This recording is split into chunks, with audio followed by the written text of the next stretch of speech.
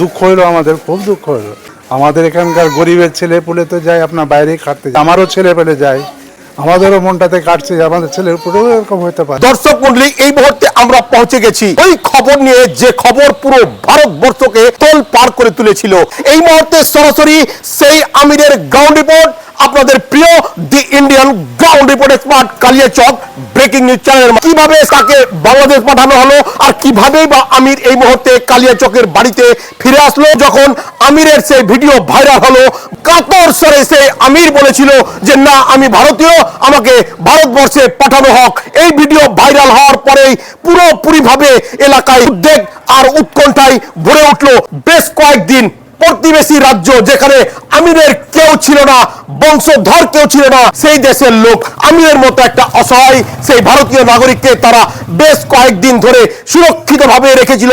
আমরা জানার চেষ্টা করব কোন ইস্যুর উপরে, কোন বিষয়ের উপরে ভিত্তি করে ভারতবর্ষের নাগরিক আমিরকে বাংলাদেশে পাঠানো হয়েছিল। আপনি আমির সম্বন্ধে কি জানেন? আমির তো এখানকার ভালো ছেলে, এখানে জন্ম, তার এখানে আর বাপ মায়েরও জন্ম। বাইরে গেছিল কাজে, আমরা শুনলাম যে ওকে ধইরা মেরে বাংলাদেশ পাঠিয়ে দেয়। আমিরের কি কোনো মাথার গন্ডগোল, মানে মানসিক কোনো দোষ ছিল?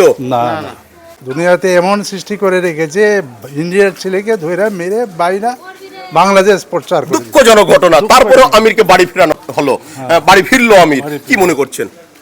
যাক, আমাদের ভালো ভালো ছেলে, নেতা মাতা আমাদের ভালো বলে তো নিয়ে আসলো। যারা আমিরকে নিয়ে আসতে এইভাবে সাহায্য সহযোগিতা করেছিল, আমি তাদের প্রতি আকুণ্ঠ শ্রদ্ধা জ্ঞাপন করে সরাসরি এবার আমিরকে বলবো। কি করে তোমাকে ধরলো পুলিশ? 3 মাস আগে কাজে গিয়েছিলাম বেলপাড়া, রাজস্থানে। মানে ওখান থেকে আমি রুম বের হয়ে আমি কাজে যাচ্ছিলাম। হ্যাঁ। টেম্পুতে আমি যাচ্ছিলাম, প্রতাপনগরে থানা পুলিশ আমাকে ধরে। তোমাকে শুধু একাই ধরেছিল কি আরো কয়েকজন? গাড়িতে আমরা 8 জন ছিলাম, ওখানে টোটাল 8 জনকে ধরেছিল। 8 জনকে। তারপরে কি হলো?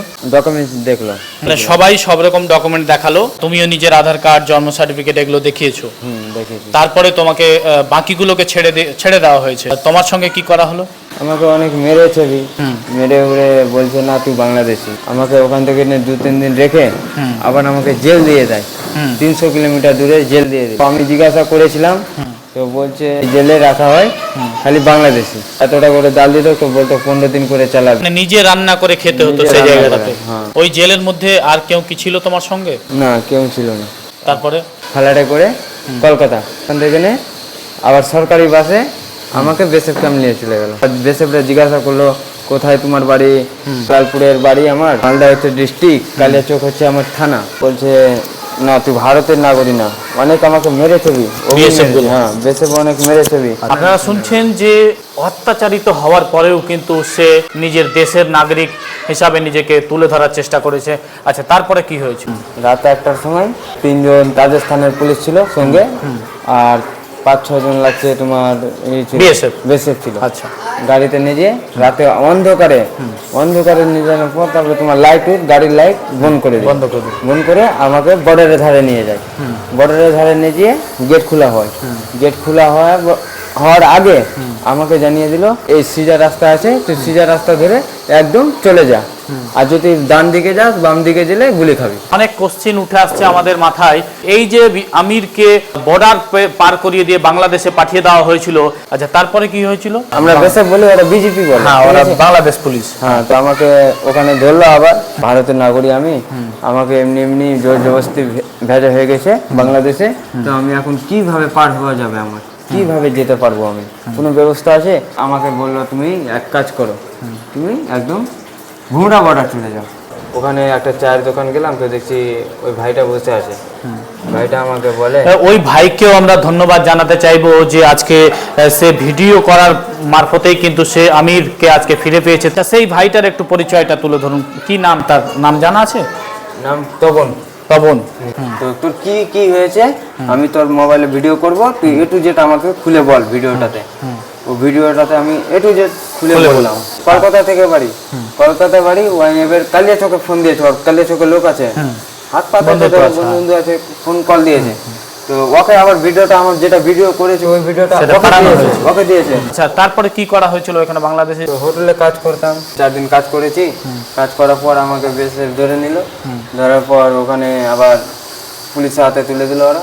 পুলিশের হাতে তোলার পর আবার আমাকে জেল দিয়ে দেয়। ওখানে জেলে কতদিন ছিলে? ওখানে 20 দিন। আমিরকে কিভাবে আপনারা ফিরে পেলেন বাংলাদেশ থেকে ভারতে? আমরা তো সোশ্যাল মিডিয়ার মাধ্যমে যেটা ভিডিও দেখেছি আর কি, ভাইদেরকে ধন্যবাদ।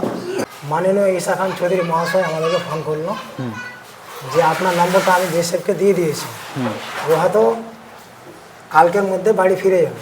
বিএসএফ আমাকে কল করলো, आपका लड़का हमारे पास है, आप ले जाइए, आप कलकत्ता आ जाइए, हम आपका लड़का को हैंड ओवर कर देंगे। আমি বিএসএফদেরকে বললাম দেখো আমাদের কোর্টে কেস হয়ে আছে এটার ব্যাপারে, আমরা বললাম যে না আমরা এভাবে নিব না, আমরা কোর্টের মাধ্যমে যাব, এবং কোর্ট বলে দিয়েছে যে এটা হচ্ছে ভারতের নাগরিক, প্রমাণ করে দিয়েছে। মাননীয় ঈশা খান চৌধুরী মহাশয় আছেন, সমীরুল ইসলাম সাহেব আছেন, এখানে আমাদের জালালপুরের কামাল মাস্টার সাহেব আছেন, আমরা শহীদুল মাস্টাররা আছে, এরা সকলে সব পার্টি মিলে সহযোগিতা করেছেন, আমি তাদেরকে ধন্যবাদ জানাই। কি কি ডকুমেন্ট দেখতে চেয়েছিল? আধার কার্ড, ভোটার কার্ড। আধার কার্ড দেখাতে পেরেছিলা? পেরেছিলাম। ভোটার কার্ড দেখাতে পেরেছিলা? ভোটার কার্ড মানে ভোট করনি? না, ভোট করি। আচ্ছা, রাজস্থান কি উদ্দেশ্যে গিয়েছিলা? কাজে গিয়েছিলাম। কি কাজ করতে? লেবারের। লেবারের কার্ডটা কি তুমি করেছিলে? না, সেটা তো কার্ড আমরা করি। আমরা খুশি হয়েছি, কিন্তু খুশি ততটা হয়নি, মানে ইনাকে যে 3 মাস 4 মাস যে রাখা হলো সেটাকে ওরা ফিরিয়ে দিতে পারবে? তার শরীরে যে আঘাত করেছে সেটাকে ফিরিয়ে দিতে পারবে? রাজ্য সরকারকে আমি বলি আপনারা এটা তদন্ত করেন যে কেন এরকম করা হচ্ছে। ফ্যামিলিতে কে কে রয়েছে? আমার বাবা রয়েছে, নিজের মা তো মারা গেছে, সৎ মা আছে, ভাই আছে, বোন আছে। বাংলাদেশে দেখার পর কালিয়াচকের লক্ষ লক্ষ লোক, ভারতবর্ষের কোটি কোটি লোক সবাই উৎকণ্ঠিত হয়ে পড়েছিল, তাদেরকে এই মুহূর্তে তুমি কি বলতে চাইবে? অনেক ধন্যবাদ। এমডি আজমাউল শেখ, মেরা আমি কাকা হয়।